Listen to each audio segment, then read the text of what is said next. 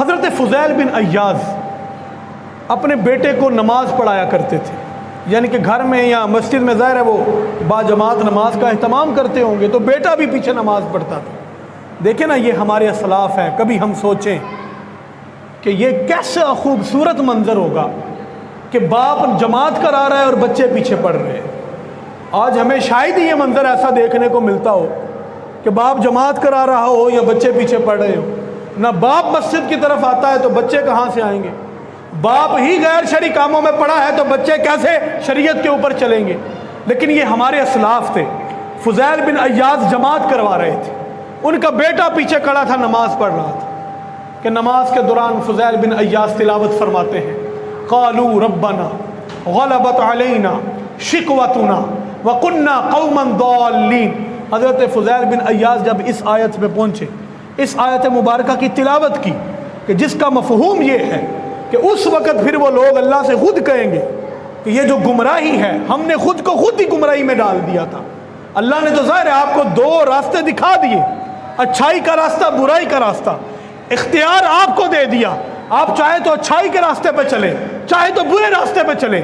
حضرت فضیل بن عیاض نے یہ آیت پڑھی، قالوا ربنا غلبت علینا شقوتنا وکنا قوما ضالین۔ حضرت فضیل کی یہ آیت پڑھنے کی دیر تھی، حضرت فضیل کا بچہ نوجوان غش کھا کر زمین پہ گر گیا، بے ہوش ہو گیا۔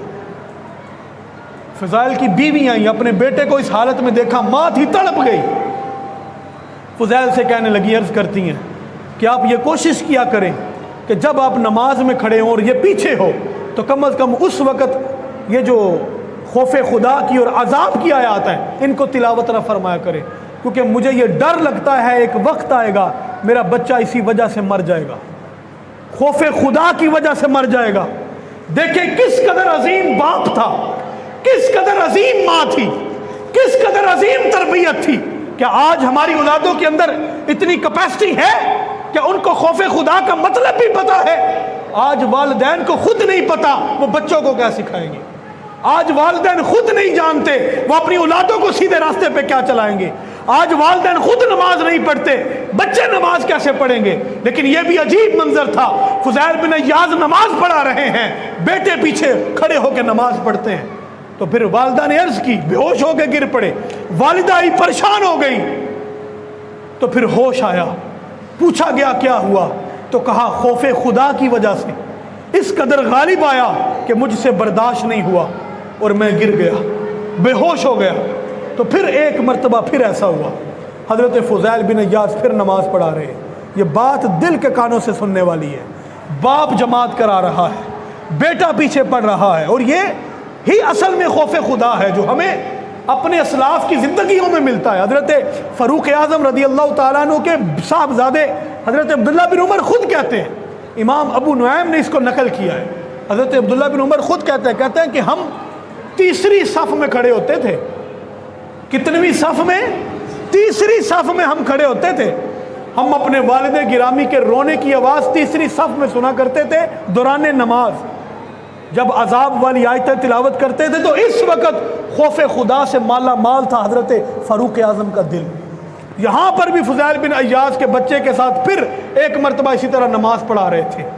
اب فضیل بن عیاض نے ایک آیت مبارکہ پڑھی، تلاوت فرمائی نماز کے دوران، وَبَدَا لَهُم مِّنَ اللَّهِ مَا لَمْ يَكُونُوا يَحْتَسِبُونَ۔ یہ حضرت فضیل بن عیاض نے تلاوت فرمائی، جس کا مفہوم یہ ہے کہ قیامت کے دن اللہ تبارک و تعالی لوگوں کے جو اعمال ہیں ان کو وہاں سے نکال کر ان کو دکھائے گا کہ ان کے وہم و گمان میں بھی نہیں ہوگا۔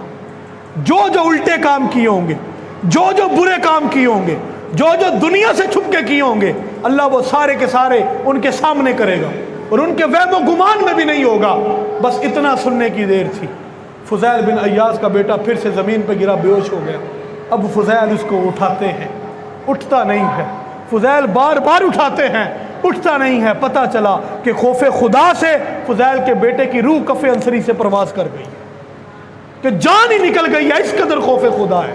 تو ایک یہ ہمارے اسلاف تھے، والد تربیت ایسی کرتا تھا، بچوں کی تربیت ایسی ہوتی تھی کہ آج ہم لوگ، ہماری سب سے بڑی ناکامی کی وجہ یہ ہے، بینگ اے مسلم، ہماری سب سے بڑی ناکامی کی وجہ یہ ہے کہ ہمارے پاس خوف خدا کی دولت نہیں ہے. ہمارے پاس ساری دولتیں ہیں، بینک بیلنس سے لے کر عزت، شہرت، دولت، مال، ہر چیز ہمارے پاس وافر ہے. ہمارے پاس نہیں ہے تو خوف خدا نہیں. دیکھیں نا، خوف خدا ہو تو ہمارے معاشرے میں قتل تو نہ ہو. اگر ہمارے پاس واقعی میں خوف خدا ہو تو ہم کسی کے ساتھ ناجائز تو نہ کریں. اگر واقعی ہمارے ہاں خوف خدا ہو تو ہم والدین کے جداد کی وجہ سے دشمن نہ بنیں. اگر ہمارے پاس واقعی خوف خدا ہو تو ہم والدین کے بے ادب نہ ہوں. اگر ہمارے پاس واقعی خوف خدا ہو ہم اساتذہ کا احترام کریں. اگر ہمارے پاس واقعی خوف خدا ہو تو ہم بڑوں کا ادب کریں. اگر ہمارے پاس واقعی خوف خدا ہو ہم اپنی بہنوں کے حصے نہ جائیدادوں میں سے کھائیں. اگر ہمارے پاس واقعی خوف خدا ہو تو ہم چھوٹی چھوٹی باتوں پہ گالی اور گولی کی بولی نہ بولیں. اگر ہمارے پاس واقعی خوف خدا ہو ہم قتل، زنا، شراب، جوا، چغلی، تکبر، غرور، انا پسندی، خود پرستی، جتنے برے مباحات ہیں یہ ہمارے اندر نہ ہوں. یہ اس لیے ہمارے اندر موجود ہے کہ ہمارے اندر خوف خدا نہیں ہے. اور جس کے اندر خوف خدا ہوتا ہے اللہ فرماتا ہے پھر ہم اس کو ایسا مقام اور مرتبہ دنیا میں تو دیتے ہی دیتے ہیں، اس کا قرب ملتا ہے. یہ بڑا مقام اور مرتبہ ہے. اور اللہ کے قرب سے بڑھ کر کوئی دولت نہیں. دنیا میں قرب مل جائے گا. رہی بات قیامت کی، اللہ فرماتا ہے قرآن میں جو بندہ میرے خوف کی وجہ سے میرے سامنے کھڑے ہونے سے ڈرتا ہوگا، مصطفیٰ کا رب اس کو ایک نہیں 2 جنتوں سے مالا مال فرما دے گا. تو اس